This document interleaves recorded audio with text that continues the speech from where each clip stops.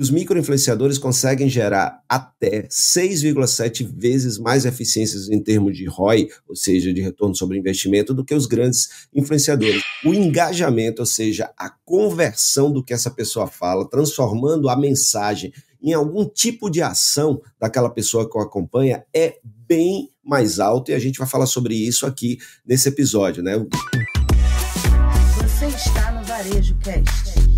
Este episódio do Varejo Cast é patrocinado por China Gate, Minimal Club, OneBeat, Sigam, Wake, PayPal.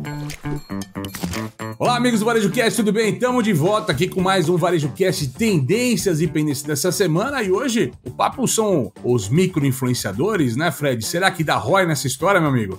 Cara, papo bacana, né? Inclusive, aproveitando ainda esse resquício, né? Esse eco do Latam Retail Show, né, Caio? Que houve alguns painéis falando exatamente sobre a importância dos micro-influenciadores nesse cenário todo de marketing, de conversões em vendas. Mas antes de mais nada, meu amigo, como é que você está aí? Mais uma semana começando. Onde você vai estar esta semana? Eu, por exemplo, vou estar aí com a turma da Ancar em Fortaleza e também vou estar com a turma do Sebrae na Bahia, lá no sul da Bahia, Ilhéus e Itabuna. E você, meu amigo, vai estar por onde? Bastante coisa, uma das semanas mais movimentadas do ano. Coritiba, Londrina, Campinas, São Paulo e vambora. Mas, cara, tivemos aqui respostas, como é que, não sei se você, nossa audiência, está acompanhando aqui, a gente começou na semana passada a nossa série especial do Convida, né? Foi fantástica a primeira entrevista aqui do Food to Save, não sei se você acompanha, deixa aqui nos comentários o que você achou da primeira entrevista, certo, Fred? Certo, e se você não viu a primeira entrevista, né, do Murilo, da Food to Save, vai, ó, o Yannis vai botar no descritivo desse episódio, você pode clicar e ir diretamente para esse super episódio do Food to Save, inclusive, viu, meu amigo Caio Camargo, nosso amigo Fábio, diretor da Lenovo, ele já mandou uma mensagem no WhatsApp para mim com as 2 sacolas do Food to Save. Ele agradeceu o episódio e disse, ó, hoje mesmo eu já fiz o pedido, mandou a foto das 2 sacolas, tá subindo aí para você agora aqui a imagem para você ver. E antes está publicando aqui a imagem para você dar uma olhadinha. Para quem não viu a entrevista ainda, é uma empresa que transforma desperdício em lucro pro varejo e tá crescendo horrores nessa história, então vale conhecer a história, vai conhecer a empresa e muito mais. Lembrando você, toda quarta-feira tem o Varejo Cast Convida e toda terça-feira tem o Tendências e Pendências, toda quinta-feira tem o Varejo Cast News e muitas outras surpresas vindo a caminho nessa história toda. Mas, Fred, vamos botar lenha na fogueira aqui. A gente já trouxe, né, em Varejo Cast News, em outras edições e tal, sempre alguma notícia em cima dos micro-influenciadores, a importância deles. Eu lembro lá atrás, quando a gente falou das campanhas de beleza, as empresas de beleza apostando forte nessa história, né, cara? Usando o ROI que mudou o micro-influenciador, né? Não precisa ter milhares de seguidores, é uma coisa diferenciada. Então, se for um líder de bairro, alguém que tenha uma relevância no meio social, né, vai conseguir, de alguma forma ali, engajar as pessoas em volta, e é isso que as marcas estão buscando. Faz sentido, meu amigo? O que define hoje o que é um micro-influenciador? Muito bom, Caio. O micro-influenciador, e lembrando que ainda tem o nano-influenciador, que ele é menos ainda, né? Ele navega aí até 9.999 seguidores, enquanto os micro-influenciadores vão de 10 mil a 100 mil seguidores. Uma coisa interessante, né, Caio, que quando você pensa assim, poxa, mas eles têm menos seguidores, eles têm menos área de influência. Aí é que está a grande diferença. Embora você alcance menos pessoas, o engajamento, ou seja, a conversão do que essa pessoa fala, transformando a mensagem em algum tipo de ação daquela pessoa que o acompanha, é bem mais alto, e a gente vai falar sobre isso aqui nesse episódio, né? O grande negócio é isso. Os micro-influenciadores conseguem ter uma influência maior sobre os seus seguidores do que os grandes influenciadores, né, Caio? Exato. A grande vantagem, né? Se no passado a gente buscava apenas o número nessa história, a gente está buscando agora, de fato, essa relevância, essa conversa mais próxima. Então, vale muito mais a pena como uma marca você estar junto a uma pessoa que tem alguma influência numa pequena comunidade do que uma pessoa que fala com muita gente ao mesmo tempo, e esse assunto não é só engajamento, mas acaba não aderindo a esta conversa, não é tão aderente no dia a dia das pessoas. E até tem um estudo aqui que a gente separou, né, Fred, da Associação de Marketing Americana, 82% dos consumidores estão mais inclinados a seguir recomendações de um influenciador que se sentem mais próximo dele nessa história. Então isso mostra essa diferença. E, aliás, essa conversa se é 9.999 ou 10 mil, né? Apenas um limite subjetivo. Obviamente tem pessoas de 8 mil que têm um impacto gigantesco e pessoas de 15 mil ou 20 mil que, putz, não acontece nada, né? Então, assim, não tem o engajamento. Então, a gente está buscando aqui muito menos o número que define isso, mas muito mais a essência do que define isso, certo? Certo. Quando a gente fala de número, é porque sempre que você tem um conceito, você precisa explicar o conceito. Então, do mesmo jeito que a gente tem, por exemplo, microempresas que podem ser conceituadas a partir de faturamento anual ou de quantidade de funcionários, dependendo, né, se você está com o Sebrae, você está com o governo, né, eles definem o que é uma microempresa de algumas formas. No caso, né, conceitualmente, os microinfluenciadores são aqueles que têm de 10 mil a 100 mil seguidores. Porém, do mesmo jeito dos grandes, o que importa é o seu nível de impacto, de engajamento. Tanto é, né, Caio, que é um dado muito interessante para a gente falar aqui, que é quando a gente pega o poder de influência do micro-influenciador para os grandes influenciadores, que são aqueles ali que têm mais de 1 milhão de seguidores. Então você pode pensar assim, né, você que está nos ouvindo, poxa, se eu contratar um cara que tem 1 milhão de seguidores, eu vou fazer um impacto muito maior. Porém, olha que interessante,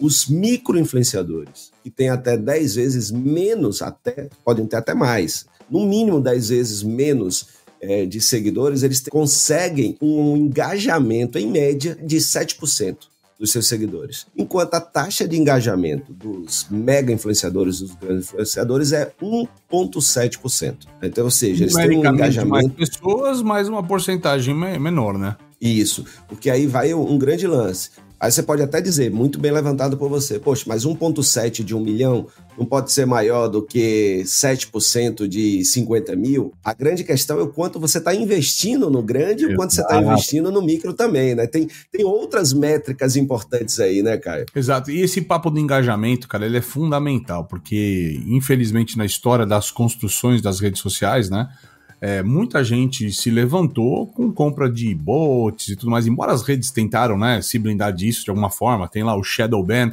para quem não conhece o Shadow Ban, é quando a rede decide apagar aquele perfil ou deixar aquele perfil sem relevância, porque percebe que foi automatizado de alguma forma, da maneira errada de ser automatizado, né, nesse contexto. Automatizar, você pode programar um agendamento, isso também faz parte da automatização, mas essa compra de bots, essas coisas, esses perfis inflados, né, artificialmente falando. Então, assim, não é só o número, né? Então, você tem lá 50 mil seguidores, a pessoa tem, mas ela comprou aqueles seguidores de alguma forma, e isso não é bacana, porque no final das contas você vai ter baixo engajamento. É uma pessoa que tem um número de seguidores, mas não tem um número de relevância. Então, o que vale em conta é realmente estudar isso, como o Fred está colocando, e qual a taxa de engajamento com essa pessoa, com quanto ela consegue conversar. Lembrando que na média de mercado a gente fala que 2%, 3% é uma boa média. E obviamente quanto mais pessoas ele atinge, essa tendência tende a diminuir, né, de porcentagem de engajamento e tal. A não ser que seja uma pessoa que esteja no momento de um hype na televisão, alguma coisa, ou seja, tem um interesse muito grande das pessoas trocar informação, tentar participar desse bate-papo com ela. Faz sentido, amigo? A Influence Market Hub traz aí alguns dados exatamente dessa segunda métrica que a gente está falando, né? Que uma métrica é o percentual de engajamento, que a gente viu que microinfluenciadores têm, em média, 7%, enquanto os grandes têm 1,7%.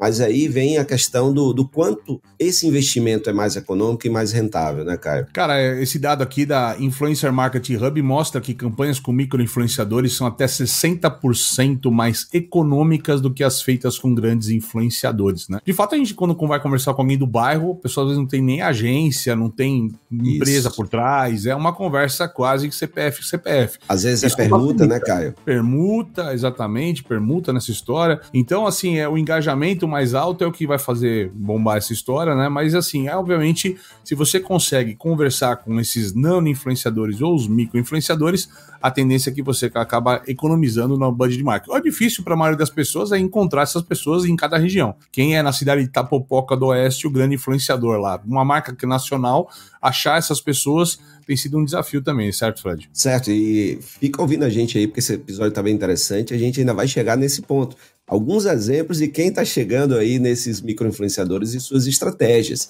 Mas um outro estudo, né, Caio, mostra que também é importante, a gente está agora cuidando dos dados, porque é muito importante a gente embasar tudo isso, né, dessa conceituação. Não adianta só dizer que é melhor, mas por que é melhor? E aí a gente está construindo essa história desse episódio a partir daí. Então a gente já falou do que já falou o grau de engajamento que é maior, mas vamos falar agora um pouco desse ROI, do retorno sobre investimento.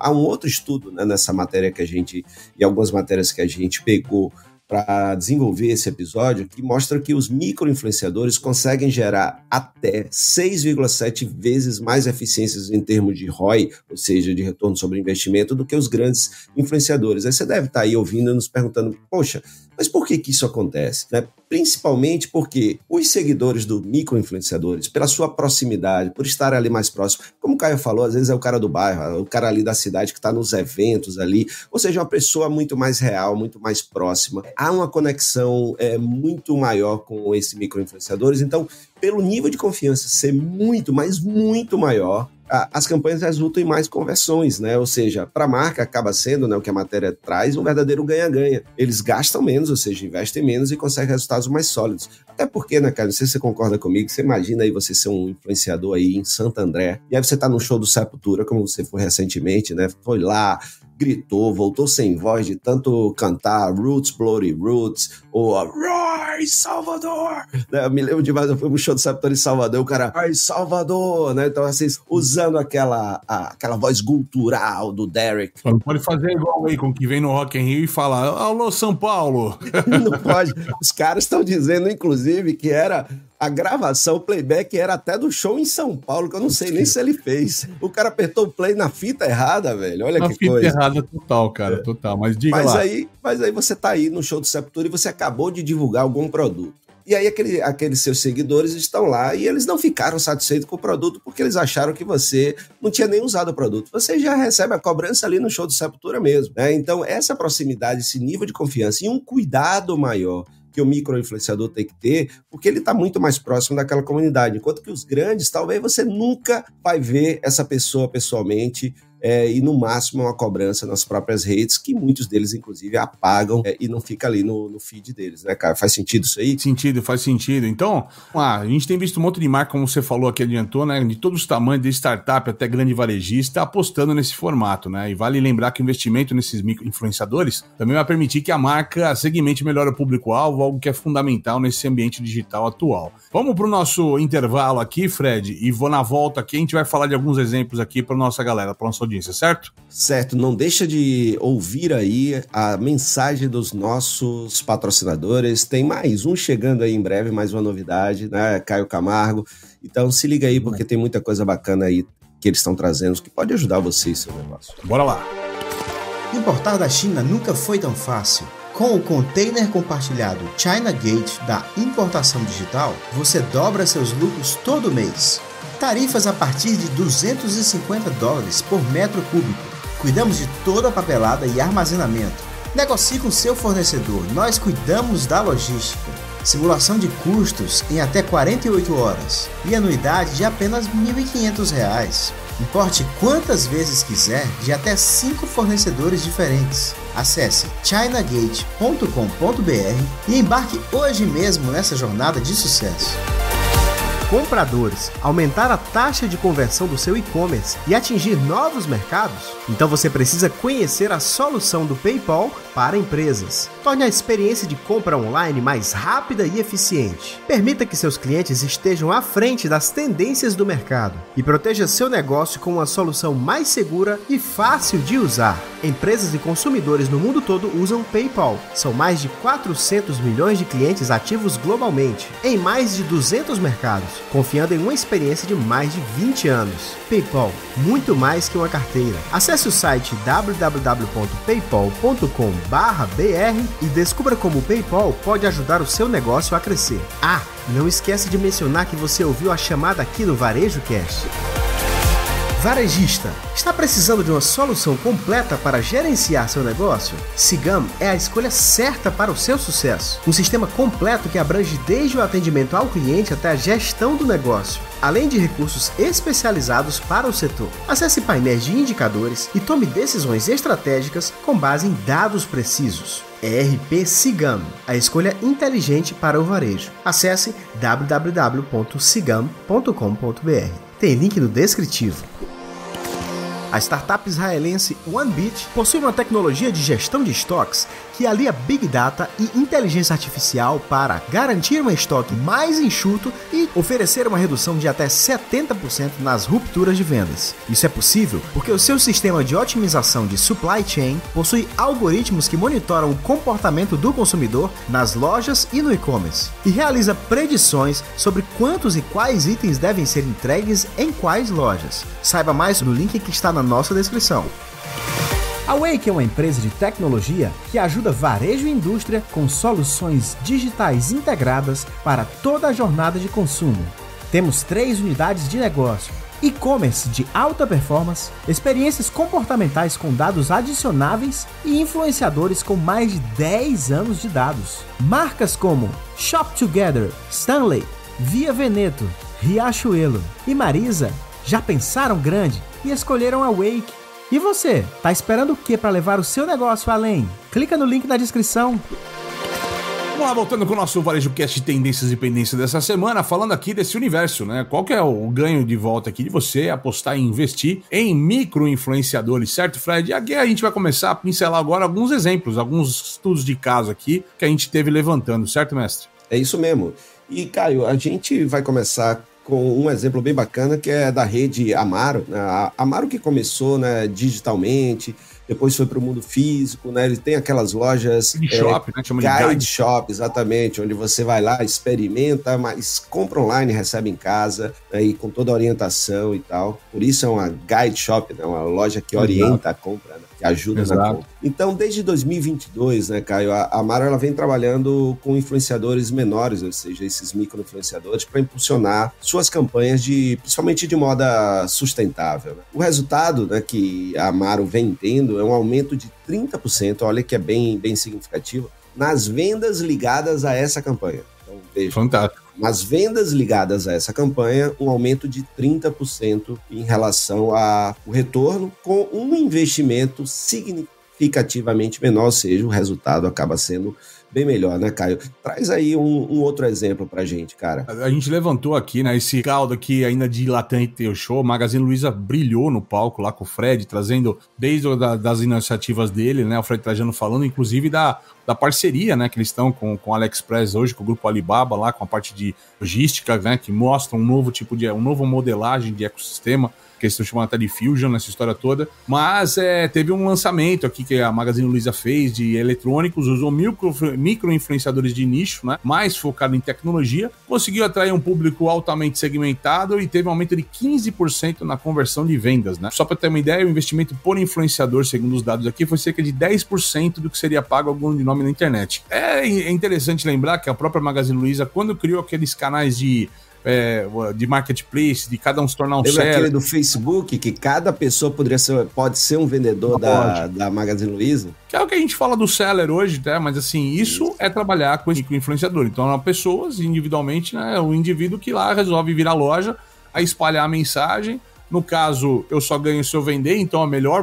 ferramenta de marketing que existe nessa história, ou seja, investimento zero em marketing, baseado na rentabilidade, na venda e tudo mais, mas é uma das sacadas que se usa nessa história, é um bom exemplo. Temos mais, Fred? Tem mais exemplo? Temos, Caio. Eu peguei, inclusive, aqui 2 exemplos que são interessantes. Um até que foi puxado por você, né, que é a Chili Beans, que usa muito o micro-influenciador para campanhas locais, né? Então você vai pegando aquelas pessoas, então tem um lançamento, então ele pega aquelas pessoas do lugar para espalhar esse lançamento. E uma outra marca que faz isso também muito bem e tem como estratégia a utilização de micro-influenciadores é Quem Disse Berenice, do Grupo Boticário, né? Que tem uma estratégia assim muito parecida com o da Chili Beans também e da Amaro, e trabalha com micro-influenciadores de nicho da beleza, né, nas suas cidades, nos estados. E assim, uma coisa bem interessante é que com esse tipo de abordagem, você corre o risco daquele negócio forçado ou falso chegar, ou seja, você diminui esse risco, né, de parecer algo forçado, ou seja, parece algo muito mais natural, é alguém próximo ali, né? Então, essa é uma das grandes coisas, né? Quanto maior o influenciador, né, a própria pesquisa traz, maior chance de algo dar errado, né? Porque também tem tudo aquilo do comportamento por trás da pessoa, o impacto que a pessoa tem. Muitas vezes também o público percebe distância, artificialidade. Inclusive, já tivemos vários BOs, né, Caio, aqui em relação à utilização de alguns influenciadores, seja de coisas que a pessoa nunca experimentou, mas ela estava ali ganhando para influenciar, como também crises de imagem mesmo, né, para algum tipo de comportamento, né? Então, com os micro-influenciadores, a chance de algo parecer forçado ou de algum BO diminui, pelo menos se acontecer, o impacto também não é tão grande. Só para ilustrar essa metáfora, né? Assim, rodou, e a gente aqui não estamos falando de micro-influenciador, mas de grandes influenciadores, né? Mas é muito famosa aquela campanha da Friboi ou da JBS, eu não sei qual das duas que é, uma dessas de carne. O Roberto Carlos, cantor, né? Comeu um bife, ele pediu um bife, ele é notoriamente vegetariano, né? Não é vegano, é vegetariano, mas ele foi lá e pediu um bife, ele falou, mas se for dessa marca eu aceito e tal. Essa conversa de, nunca fez isso, agora tem alguma coisa que tá descasada aqui, né? Foi um bafafá na época grande, teve outra propaganda com outro artista que foi similar a essa história também, mas é o que você falou, né? Qual é o tipo de produto, o que a pessoa está se propondo, o que está acontecendo nessa conversa toda, certo, Doc?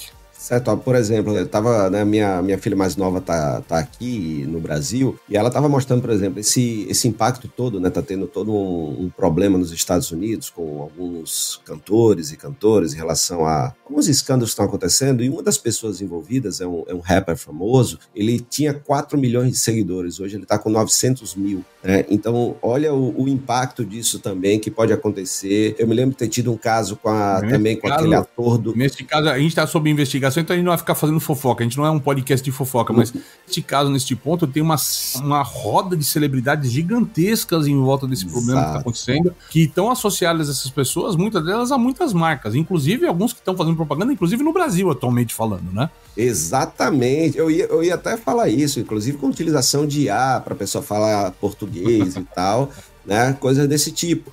Mas, além disso, você vai, por exemplo, Caio, tem uma marca famosa americana também, que há alguns anos atrás, né, uma das coisas, eles fazem equipamentos para atividades físicas.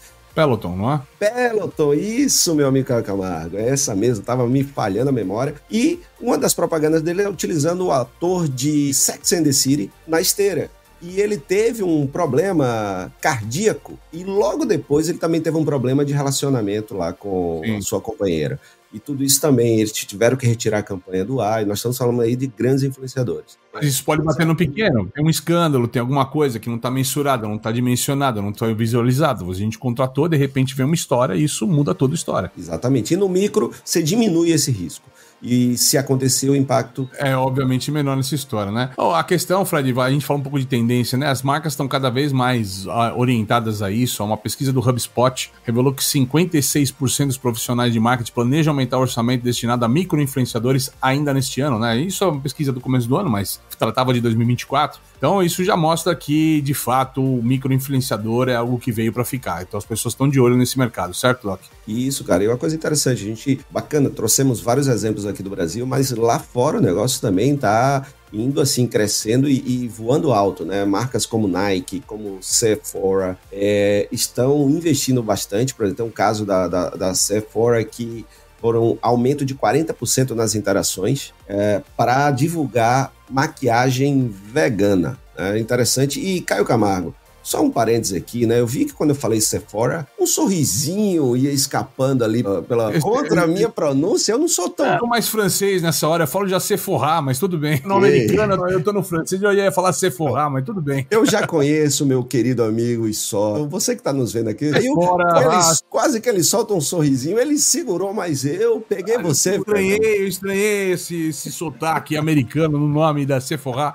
Mas pode ser Sephora e por aí vai. Muito bem. Cara, então assim, né, cara, essa mudança, assim, reflete muito também essa questão das marcas, né? Quando o Doug Stephens fala no seu livro A Ressurreição do Varejo, ele fala que não é o varejo, não é a vida que é um reflexo do varejo, mas o varejo que é um reflexo da vida, né? Então as marcas estão buscando isso daí exatamente porque as pessoas estão mais propícias e propensas também a serem influenciadas por pessoas que elas confiam, e a confiança vem muito de proximidade, de conexão.